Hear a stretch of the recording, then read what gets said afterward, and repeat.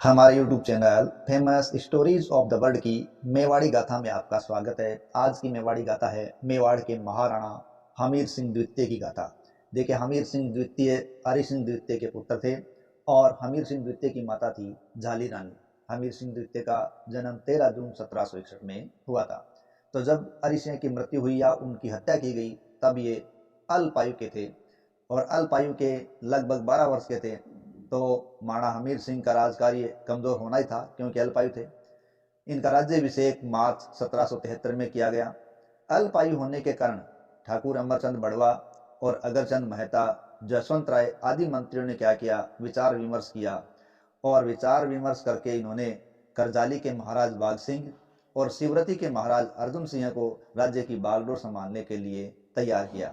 उन्होंने शहर से ये बात मान ली और वो हमीर के संरक्षक बनकर राज्य संचालित करने लग गए।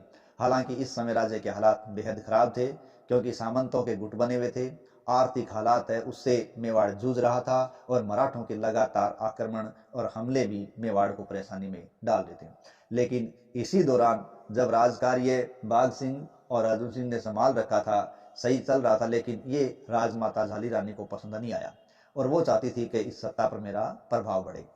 तो बागडोर अपने हाथ में लेने के लिए उन्होंने प्रयास करने शुरू कर दिए और मेवाड़ के सत्तावतों को उन्होंने अपनी तरफ मिला लिया। देखिए, मेवाड़ की सेवा के अंदर चुड़ावत और सत्तावत ये बहुत ज्यादा अग्रणी रहे हैं। तो राजमाता ने सत्तावतों को अपनी तरफ मिलाया और अपना प्रभाव बढ़ाने लगी। धीरे धीरे हर राजकार्य में उनकी बीच बचाव की या उनकी इच्छा चलने लगी।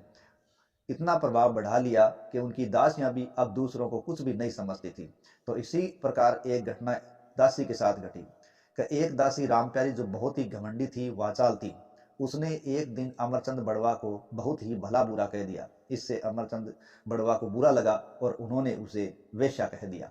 ये बात रामप्यारी दासी को अच्छी नहीं लगी और उन्होंने इस वेश्या शब्द की शिकायत राजमाता से कर दी और बहुत ज्यादा बढ़ा चढ़ाकर अमरचंद के खिलाफ बोला। तो राजमाता को भी गुस्सा आया। उन्होंने क्या किया, अपने कुछ से सिपाहियों को, सरदारों को तैयार किया, अमरचंद को पकड़ कर लाने के लिए कहा। अमरचंद ये सब समझते थे कि उनके साथ अब कुछ हो सकता है। तो उन्होंने राज परिवार से मिला हुआ सामान संपत्ति इकट्ठी की और वो उन्होंने राजमाता को भेज दी कि मैं मेवाड़ का सेवक हूँ और मेवाड़ की सेवा करना ही मेरा धर्म है। तो ये सब जब सम्मान वहां पहुंचा और वहां के सरदारों को और महल के लोगों को पता चला तो उनकी नजरों में अमरचंद बड़वा का सम्मान और भी बढ़ गया था।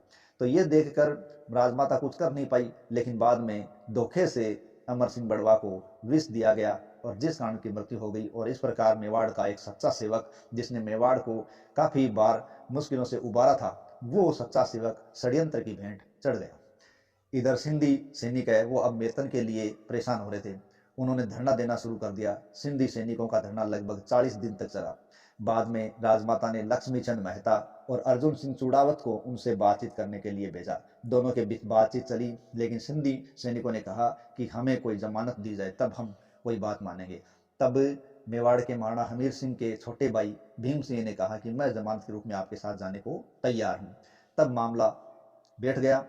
कुराबड़ के रावत अर्जुन सिंह 10,000 सिंधी सैनिकों के साथ अब चित्तौड़ की तरफ रवाना हो गए।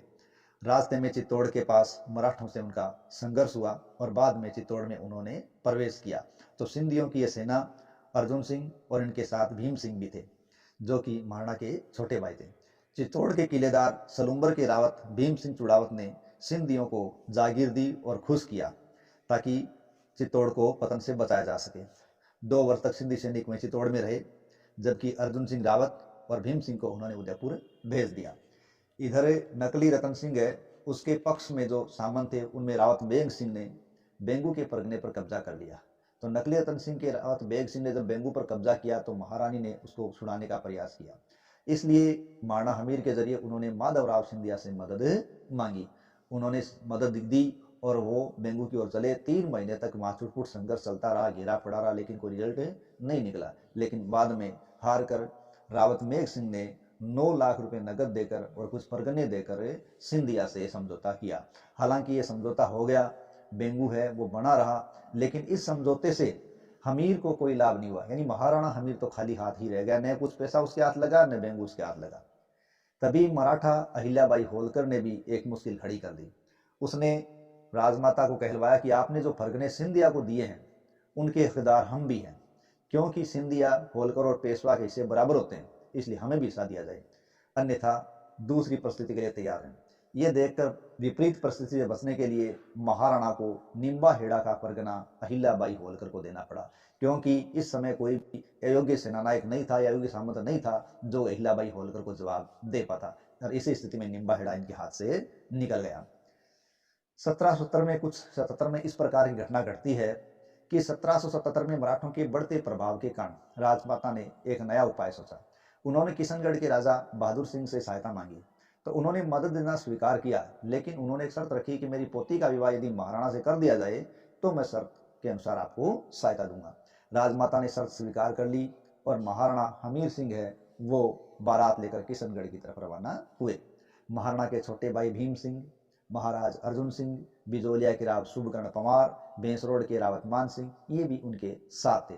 इसके अलावा अलग अलग सरदारों के साथ फौजी टुकड़ियां भी उनके आजू बाजू इधर उधर करके भेजी गई थी, ताकि नकली रतन सिंह और उसके पक्षकार यदि बीच में कोई संघर्ष करे तो उस खतरे से निपटा जा सके।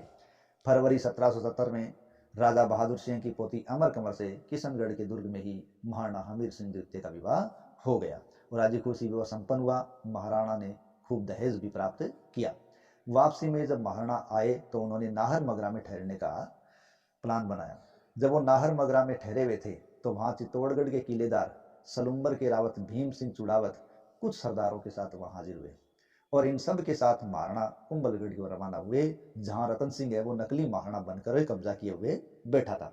जब वो कुंभलगढ़ की तरफ जा रहे थे तो रास्ते में उन्होंने देवगढ़ के रावत राघव सिंह चुड़ावत की फौज को देखा, जो कि किधर जा रही थी, कुंभलगढ़ में नकली रतन सिंह महाराणा के पास ही जा रही थी।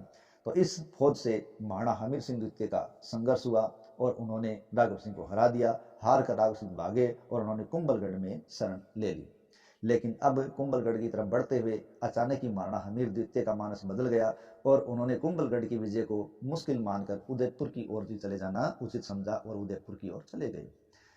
1677 दिसंबर के महीने में वो शिकार करने के लिए गए और शिकार पर जब वो एक हिरण पर निशाना साध रहे थे, उस निशाना साधते समय उनके हाथ की बंदूक फट पड़ी और उनके हाथ घायल हो गए, अंगुलियों में ज़्यादा घाव लग गया था।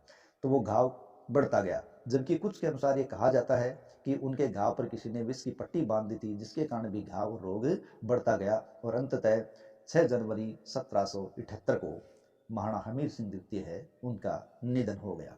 इस प्रकार योग्य सलाहकारों की कमी के चलते, मराठों के लगातार झगड़ों के चलते, सामंतों के मन मुटाव के चलते हमीर सिंह के काल में भी मेवाड़ को काफ़ी हानि उठानी पड़ी।